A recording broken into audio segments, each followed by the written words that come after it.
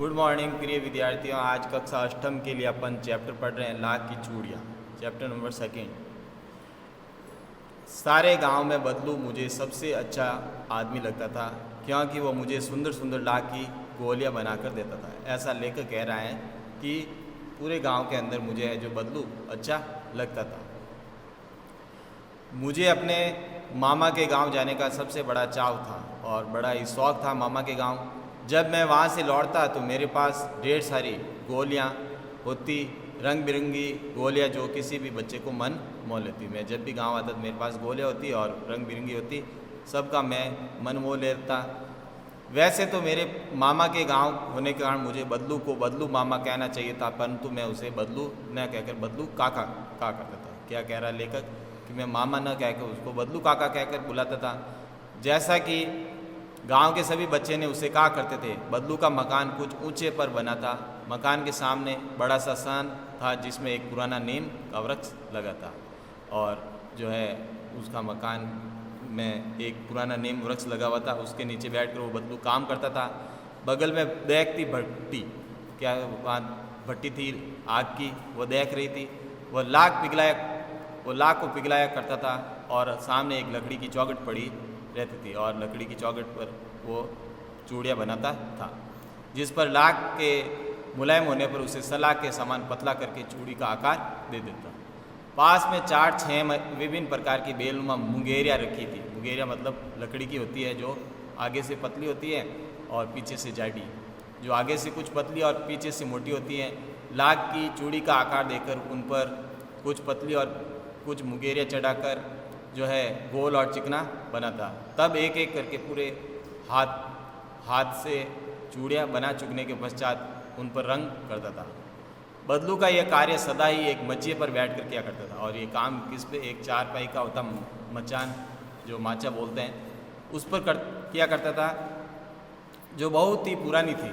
और वो क्या थी, बहुत पुरानी थी मचान। बगल में उसका हुक्का रखा था और साथ में क्या करता था, हुक्का पीने वाला होता है वो साथ में पीता था, जिसे वे बीच में पीता रहता था। गांव में मेरा दोपहर का समय अधिकतर बदलू के पास बीतता। लेकर कह रहा है कि मेरा जो दोपहर का समय ज़्यादातर बदलू के पास बीतता था और वह मुझे लल्ला कहा करता था। और क्या कहता था, मुझे लल्ला नाम से पुकारता था और मेरे पहुँचते ही मेरे लिए तुरंत एक मच्छियाँ मंगा देता। जैसे ही मैं वहाँ पहुँचता तो मेरे लिए चारपाई का मचान मंगा देता। घंटों बैठे बैठे उसे इस प्रकार चूड़ियाँ बनाते देखता रहता। लगभग रोज़ वह 4-6 जोड़े बनाता। चूड़ियों का कितना जोड़ा बनाता था, रोज़ 4-6। पूरा जोड़ा बना लेने पर उसे बेलन चढ़ाकर कुछ क्षण चुपचाप देखता रहता और जब पूरा जोड़ा बन जाता तब मैं चुपचाप वहाँ पर देखता, मानो बेलन न होकर किसी नववधू की कलाई हो। मतलब लेखक ऐसा सोच रहा है कि वो जो है बेलन नहीं, एक नववधू का हाथ है, कलाई है। बदलू मनियार जाति का था। चूड़ियाँ बनाना उसका पैतृक पैसा था और वास्तव में वो बहुत ही सुंदर चूड़ियाँ बनाता था। क्या बनाता था, सुंदर चूड़ियाँ बनाता। उसकी बनाई हुई चूड़ी की खपत बहुत थी उस गांव में, तो सभी स्त्रियां उसकी बनाई हुई चूड़ियाँ ही पहनती थी। आसपास के गांव के लोग उससे चूड़ियाँ ले जाते, परंतु वह कभी भी चूड़ियों को पैसों से बेचता न था। वो जो है कभी भी चूड़ियों को पैसे से नहीं बेचता था। उसका अभी तक वस्तु विनिमय तरीका और लोग अनाज के बदले उसे चूड़ियाँ ले जाते, अनाज देके वो चूड़ियाँ खरीदते। बदलू स्वभाव से ही सीधा था। मैंने कभी भी उसे किसी से जो है झगड़ते नहीं देखा। हाँ, शादी विवाह के अवसर पर वह अवश्य जिद पकड़ जाता था। जब शादी विवाह होती उस समय वो जिद कर लेता था। जीवन भर चाहे कोई उसे मुफ्त चूड़ियाँ ले जाए, परंतु विवाह के अवसर पर वह सारी कसर निकाल लेता। जब विवाह शादी होती तब वो सारी कसर निकालता। आखिरकार सुहाग के जोड़े का महत्व ही था। आखिरकार सुहाग का जोड़ा था, इसलिए वो पैसे ले लेता। मुझे याद है मेरे मामा के यहाँ किसी लड़कों के विवाह पर जरा सी किसी बात पर बिगड़ गया था, फिर उसका मनाने में लोहे लग गए थे।